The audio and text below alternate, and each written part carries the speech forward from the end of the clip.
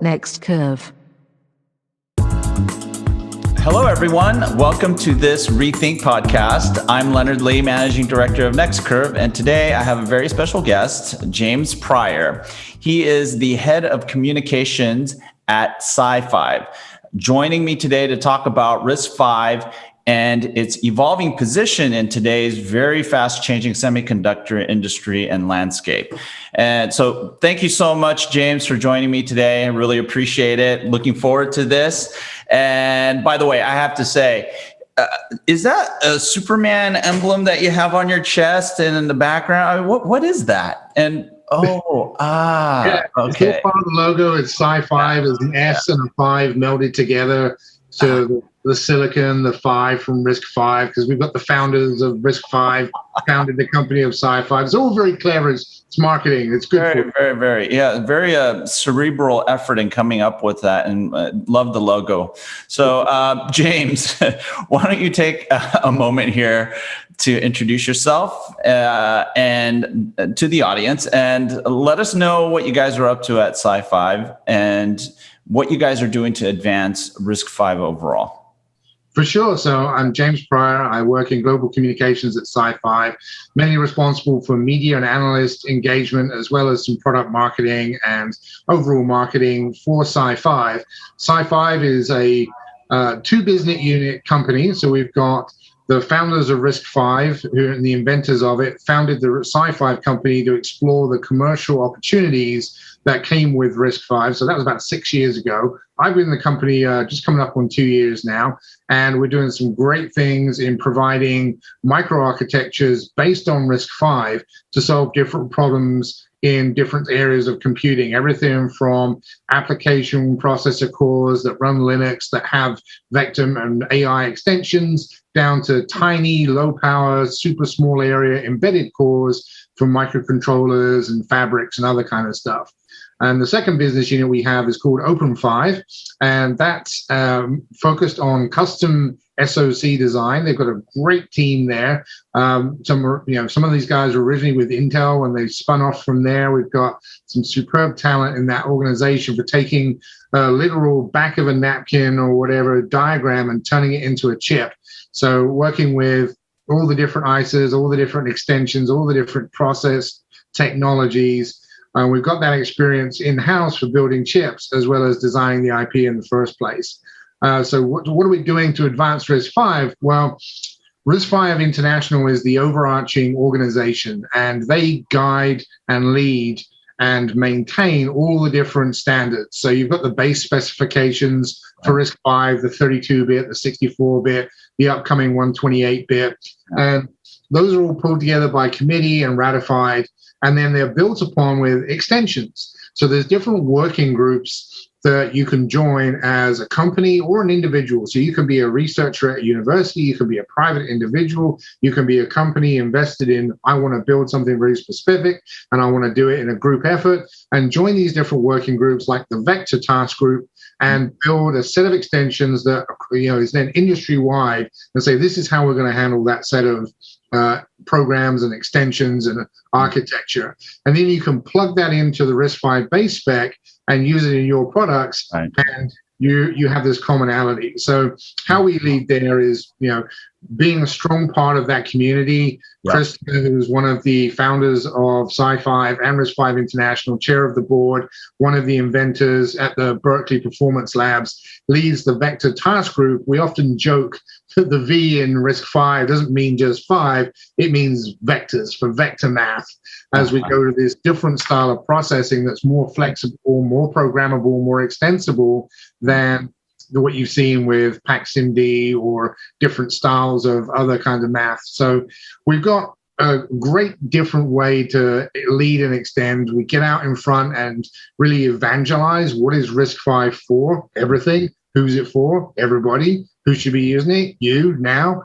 Then we just keep going with that kind of message, promoting and showing off and really trying to drive awareness of what is RISC-V. Right. So it sounds like you're just having a hell of a lot of fun, right? Okay. I get it. So thanks so much for that.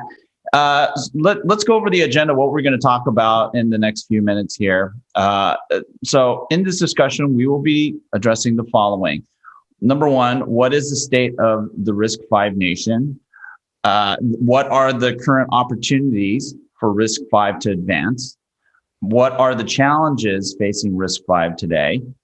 And what does the ecosystem have to do to prosper and scale? And I think we got maybe a little bit of a hint of that from you, James, with your intro. So how does this sound?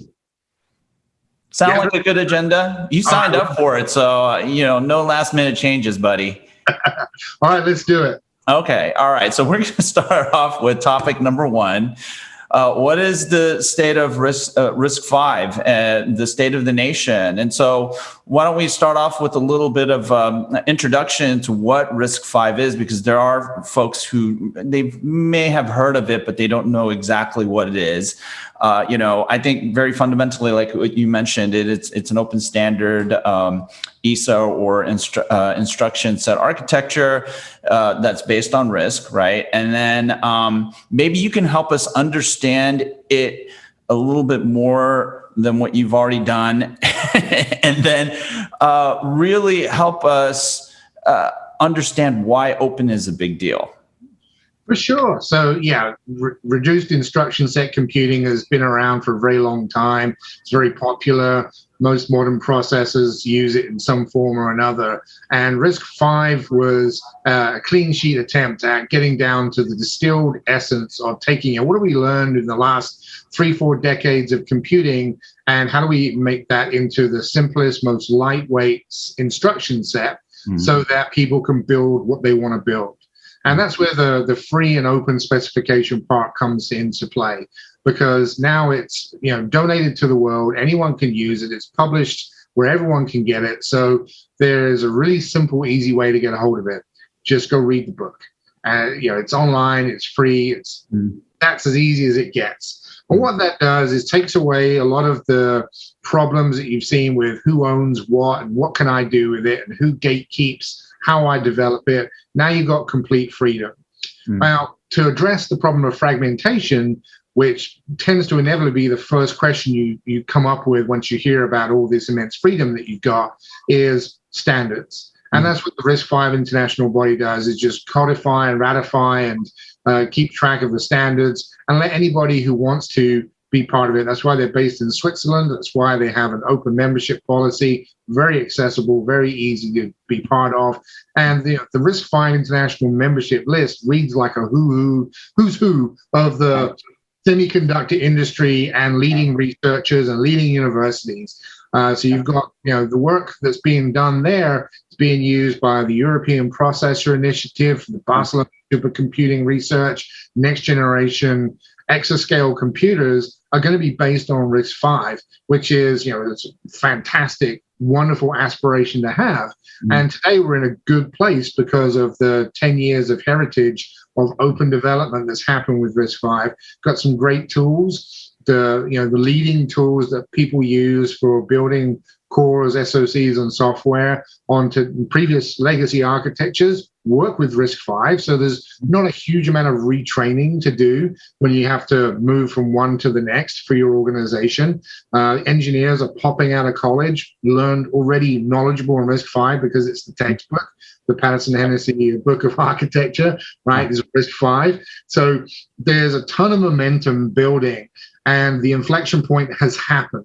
We're in the steep, the hockey stick is going. As we've seen fantastic adoption just at SiFive in the embedded space. We've got a ton of design wins, ton of great companies using it already, and now it's transitioning into the application cores. And this is where I think the most amount of fun can be had, because we're seeing a rapid change in what people need from silicon and CPUs all at the same time. They don't want general purpose. They want specific purpose. Right. Yeah. Focused, but they've still got to be flexible enough to adapt. So you need this combination of, I don't want to build a chip that can only do, the software programmability, and so it does everything but nothing particularly well. versus I've got this purpose-built ASIC that is fantastic for 2 years ago's algorithm, and by the time I bring it to market, it's outmoded and outdated. So that balance in between is where application processors are going to have that flexibility of extensions and custom instructions, but general programmability, ease of adoption and use. And you're really starting to see that with some of the great announcements. You've seen Alibaba come out. They've got chips working, Android running on it. You've got small startups in China pulling out new single-board computers using SiFive cores. We at SiFive ourselves have our own computers for development purposes, for running and making your own versions of Linux kernels, bootloaders, firmware, the complete stack. Everything you want to build is all coming here, as well as AI accelerators now working with TENS Torrent on their next generation computing inference and deep learning processes. They're adopting RISC-V as part of their workflow too. So the applications are massive, and it's really focused on these new growth, high growth market opportunities. Right. Okay. And so a question I have for you is this: is where do you think RISC-V is in its evolutionary cycle or development? And I think you will admit that it's still early days, right? And typical with any emerging technology, there's a lot of announcements, but that's not necessarily indicative of commercial share or even mind share. But where do you think RISC-V is today?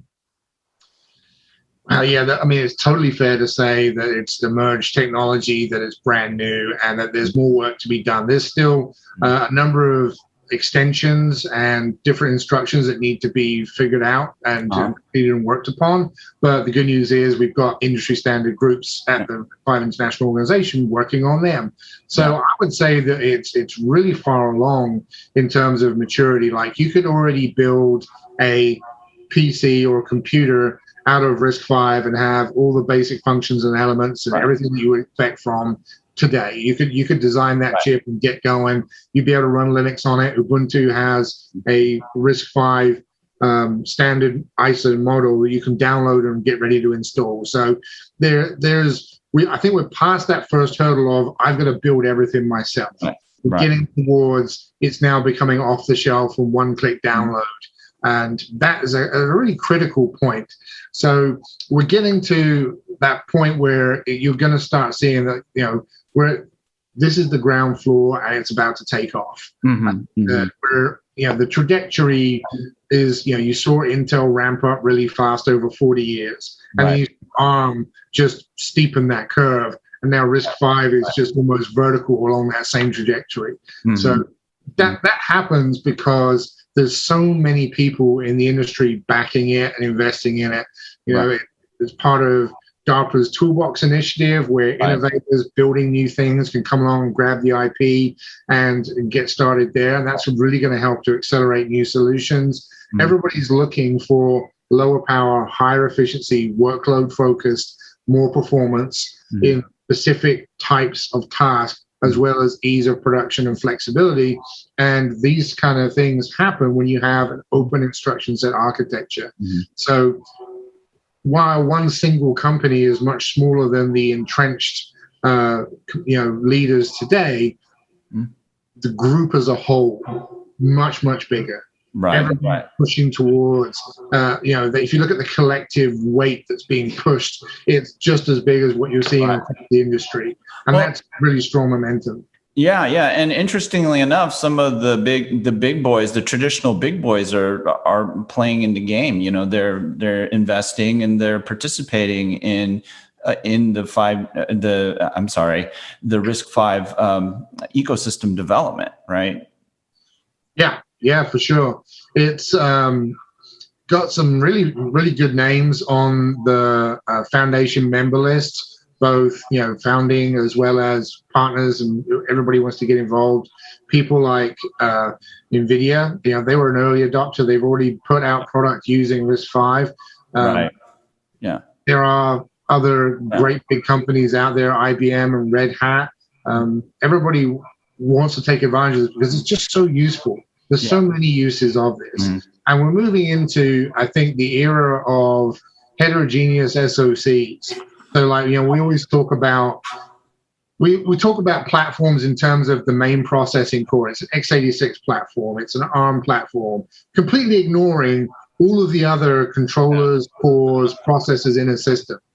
And I think that this is the moment where we're going to start to see it break away from that, and it'll be less important, as which core your main OS is running on, but it's more important where your business workload or your high performance AI or your data processing, all of those things, where are those things running on?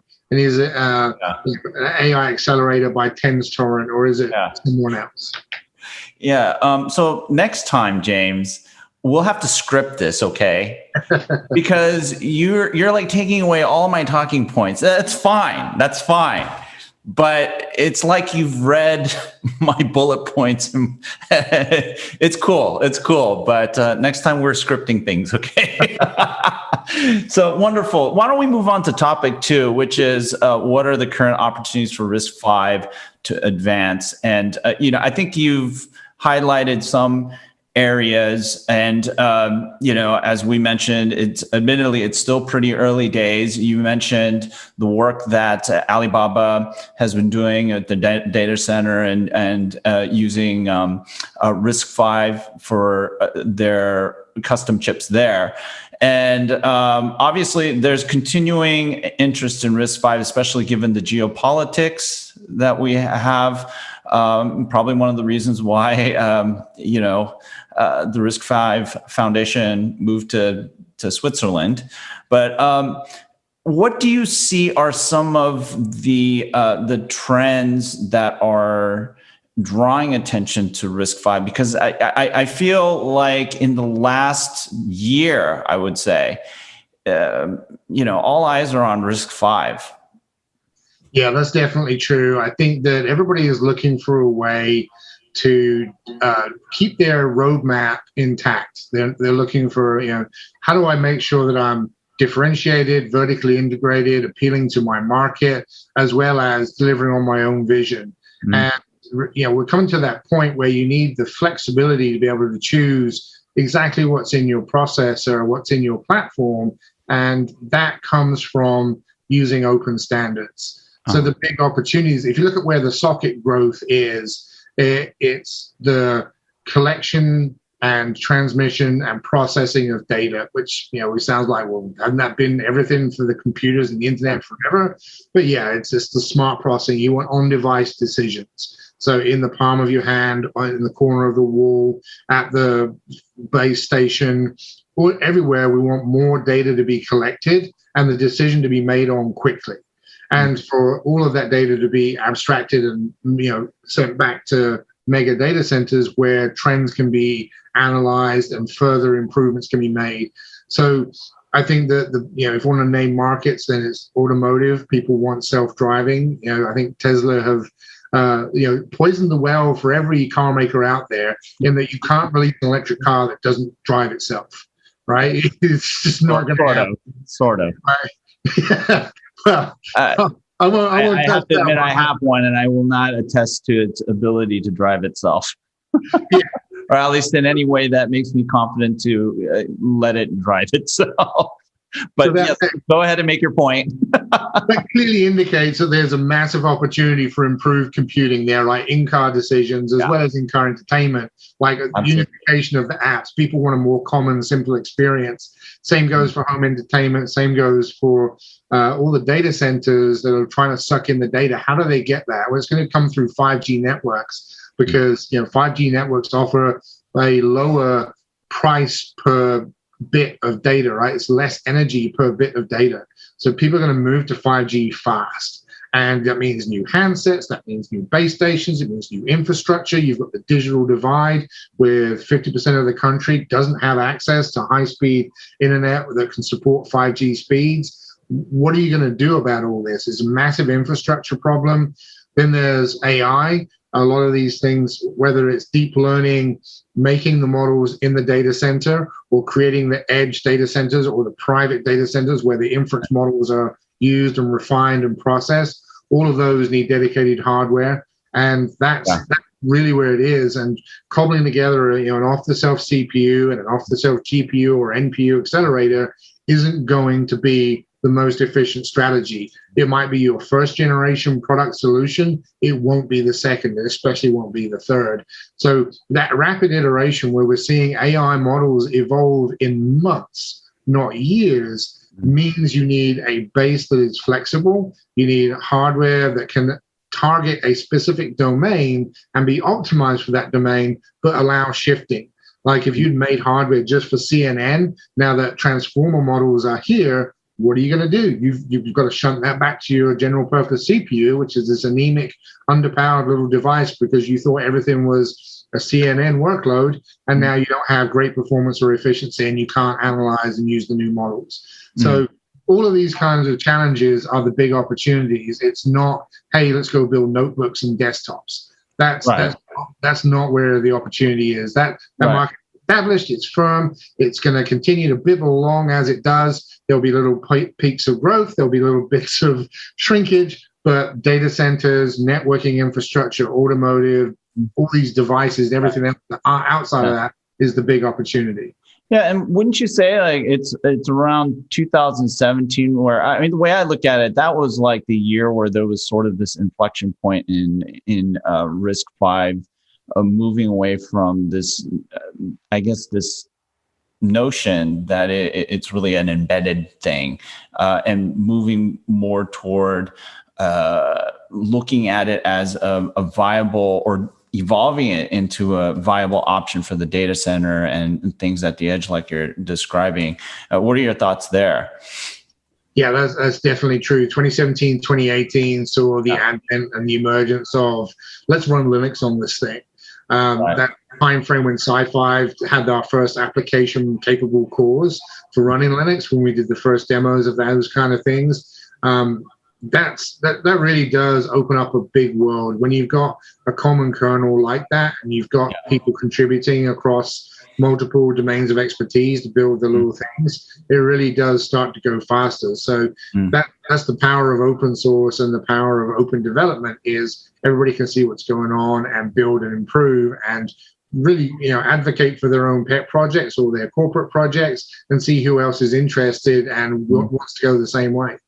Okay, wonderful. So let's move on to topic 3, which is the challenges facing RISC-V. And what I mean here is the challenges facing RISC-V in continuing to evolve and building out its ecosystem. So what do you see as some of the areas that things can be improved, and some of the gaps maybe that the RISC-V community is struggling with today, and either meeting the moment for the opportunities that you just talked about, or in meeting actual commercial demand, right? Because there's so much desire to have a RISC-V based XYZ.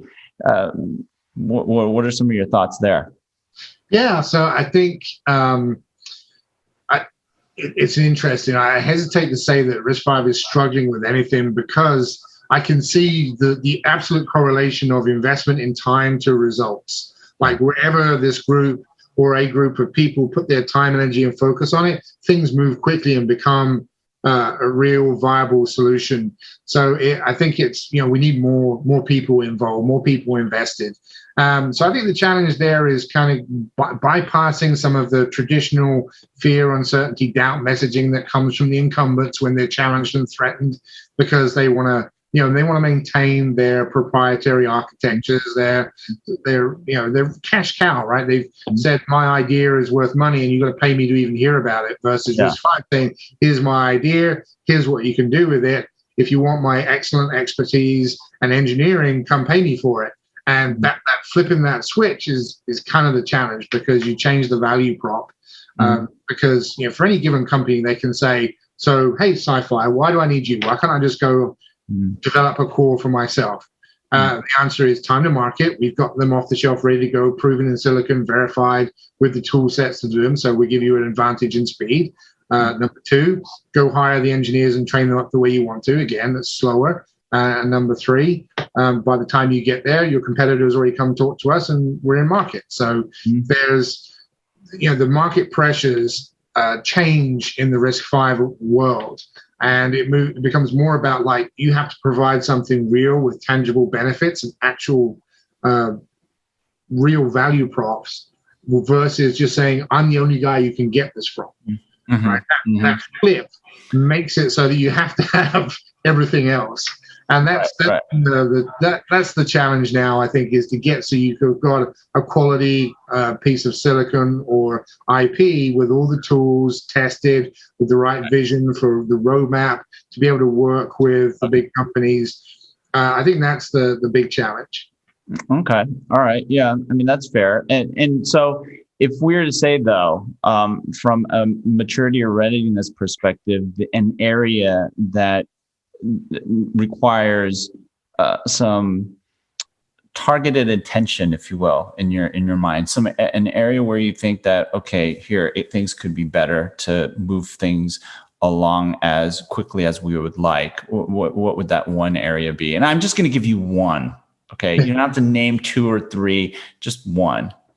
Sure. I think on that front, I would say hypervisor support. So getting to that next level there, we've seen great momentum recently on getting Zen and the open source hypervisors starting to come through. But getting those extensions ratified and getting that development completed so that we can start to really refine that software. I think that when that happens is a big inflection point because it's critical for security and for deployments and for use. Yeah. So see, James, it wasn't that hard. And guess what? Someone's going to listen to this podcast and say, hey, I better call these guys up. Right? Not bad.